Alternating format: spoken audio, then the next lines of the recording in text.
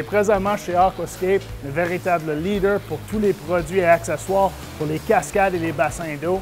Et je viens rencontrer Greg, président, fondateur, le gars des bassins, anciennement entrepreneur, devenu fabricant. Ça va, Greg? Bonjour, ça va, Alex? Oui, merci beaucoup.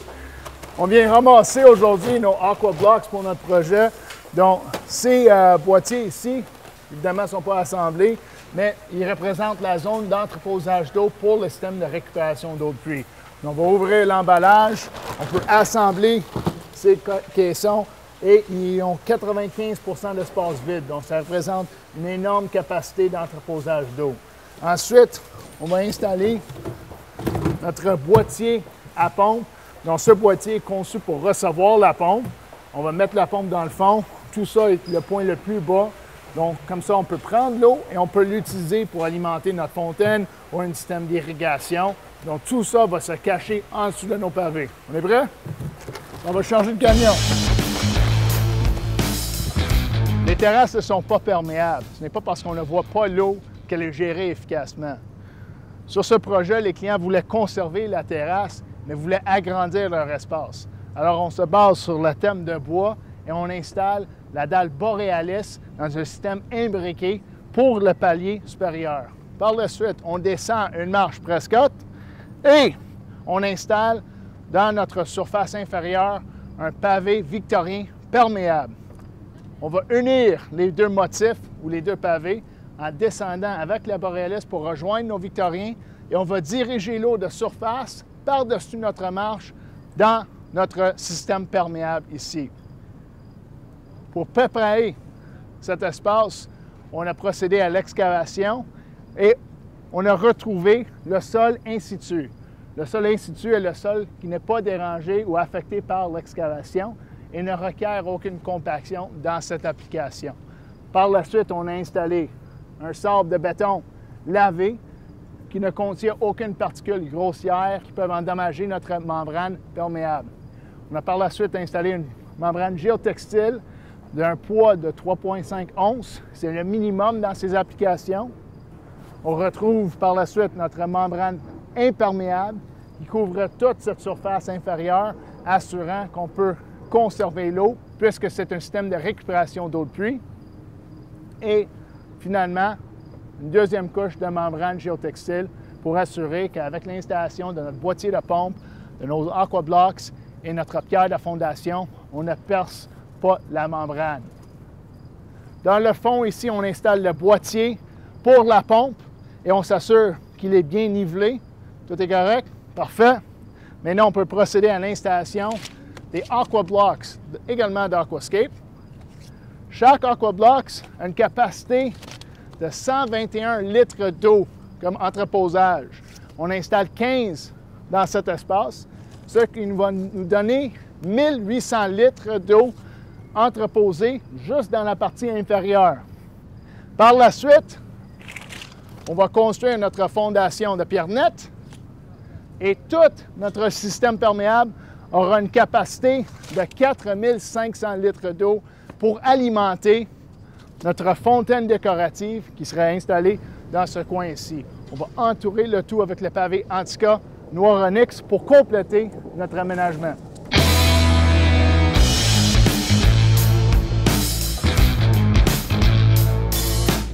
Bien important sur ces projets de maintenir une hauteur de marche qui est uniforme sur tout le projet.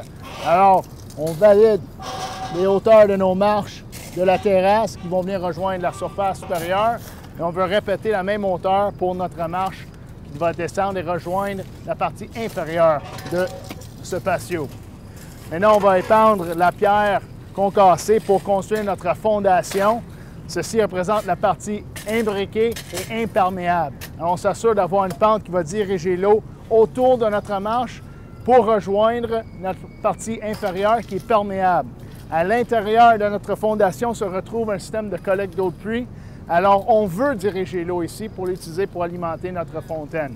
Maintenant, on peut niveler la fondation pour recevoir le premier rang de blocs pour nos marches. Et pour le faire, on a utilisé l'ensemble de nivellement de murs de Pave Tool. Donc, on a installé ces tuyaux directement sur la fondation.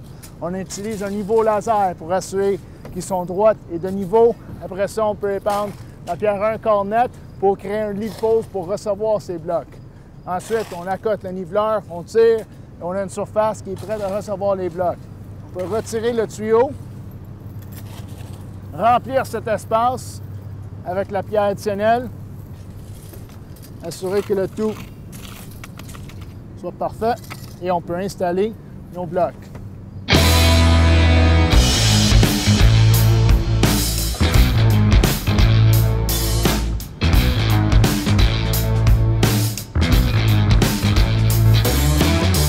Construire un système de mur de soutènement à l'intérieur d'un système de récupération des eaux de pluie peut sembler compliqué, mais ce n'est pas du tout. On n'a rien qu'à suivre les règles offertes par l'Association nationale de la maçonnerie de béton pour la construction de murs de soutènement. C'est-à-dire notre fondation doit avoir une épaisseur minimale de 6 pouces et la fondation doit dépasser le devant du bloc ainsi que le derrière du bloc par 6 pouces. Puisqu'on va construire une série de marches ici, on doit s'assurer de toujours enfouir le premier rang de blocs. Donc, pour assurer une bonne stabilité, on va faire un remblai derrière le bloc et devant. Et quand on fait ce remblai, il est en pierre, on veut prendre le soin de mettre de la pierre dans les ouvertures entre les blocs. De cette façon, on ajoute de la stabilité. Donc, les blocs sont coincés les uns entre chacun et devant et en arrière avec de la pierre. Et on n'a pas de mouvement latéral puisque nous avons beaucoup de pierre dans ces ouvertures bisotées. Parfait. Par la suite, on s'assure de balayer, enlever toute poussière qui peut affecter la connexion du prochain bloc. Donc, je prends mon bloc d'avant, je vais mettre de la colle puisque je construis des marches. C'est un adhésif Flexoc Ultra. Quelques points de colle.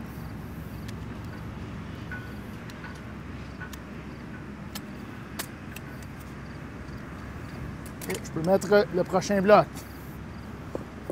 Avec la construction de murs de soutènement, nous avons plusieurs points d'imbrication. Nous avons la friction entre les unités, donc le contact qui nous assure une stabilité. Ensuite, nous avons les systèmes d'ancrage. Dans ce cas-ci, avec le Prescott, c'est les cylindres qui sont fournis avec les systèmes de murs Teco-Bloc. On va les insérer, retrouver la rainure du bloc subséquent. Le tout est bien embarré et on s'assure toujours de casser nos joints. Donc, ceci nous donne 3 formes d'imbrication. On peut par la suite procéder à l'installation des prochains blocs et les gars peuvent continuer à faire le remblai.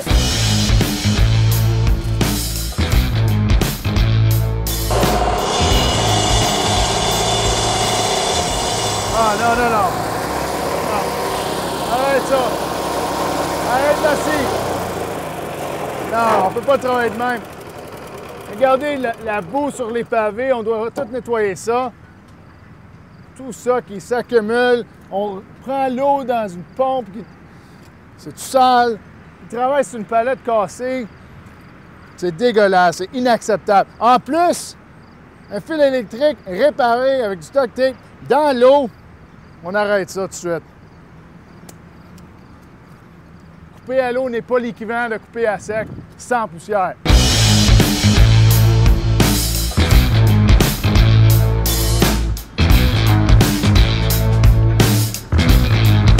Salut Pierre! Salut Alex! Qu'est-ce que tu viens me montrer aujourd'hui? Alex, c'est la nouvelle scie d'IQ. C'est la IQ MS362. OK. Scie de 15 ampères, lame de 16 pouces, capacité de coupe en longueur de 24 pouces, en largeur 24 pouces encore, épaisseur 5 pouces 3 quarts. Alors, on peut couper même des blocs de mur. Absolument. On peut Excellent. couper les blocs de mur. Écoute Alex, c'est une scie qui comprend un système d'aspiration intégré. Système d'aspiration de ce côté-ci, Oui. système de filtration, Oui. système de récupération de la poussière. OK. Récupération de la poussière, là, Ah, facile. à l'air de ça. OK. Ça ramasse toute la poussière. Qu'est-ce qu'on fait avec la poussière à la fin de la journée? Mets ça dans un sac de vidange, puis tu peux mettre ça au coin de la rue. OK. Envoyer ça au vidange. Alors ça ici, est-ce que c'est...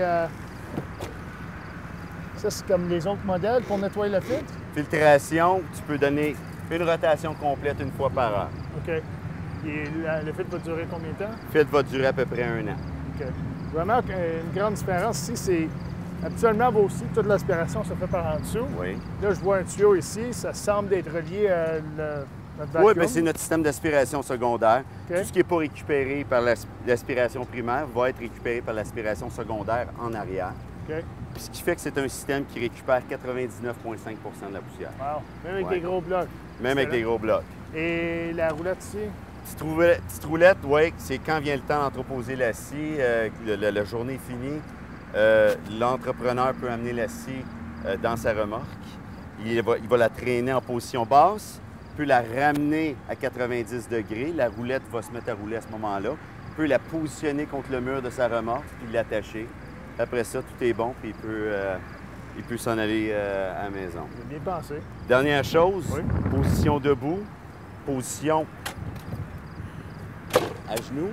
Je m'installe à genoux, je prends mon bloc, je le marque, je l'amène ici, je le coupe, puis après ça, je le remets en place. Très efficace, comme ça. On se Très lève pas, efficace. Pas de besoin de tasser ou changer de place. Exactement. Excellent. Une très belle innovation, Pierre. Parfait, merci. Merci. Bonne journée.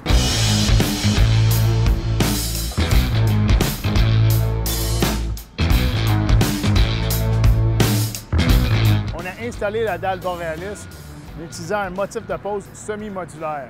On a utilisé en alternance les unités de 5 pouces et de 10 pouces en 3 séries pour ensuite casser nos joints en utilisant un demi-bloc. Ceci nous permet d'ajouter beaucoup de caractère à cette surface. On a utilisé une idée ou une technique semblable dans la construction de notre mur Prescott. En utilisant un système modulaire, on a pu accélérer la construction de ce mur. On utilise cette fois-ci les unités de 4 pouces et demi et 2 pouces et quart. Et en les installant en série ou en regroupement de blocs, on peut très facilement monter ce mur. Alors on remarque l'utilisation des blocs A, B et C, et ensuite C, B, A dans les blocs 2 pouces et quart. Et on a des séries de 3 blocs, on a des séries de 2 blocs de large, et ça nous permet de monter très rapidement sans avoir des coupes à faire. Maintenant, on peut installer nos couronnements. Et puisque nous avons déjà marqué l'emplacement de nos couronnements avant de débuter le mur, on peut s'assurer de ne pas avoir de coupe à effectuer dans notre mur. Merci.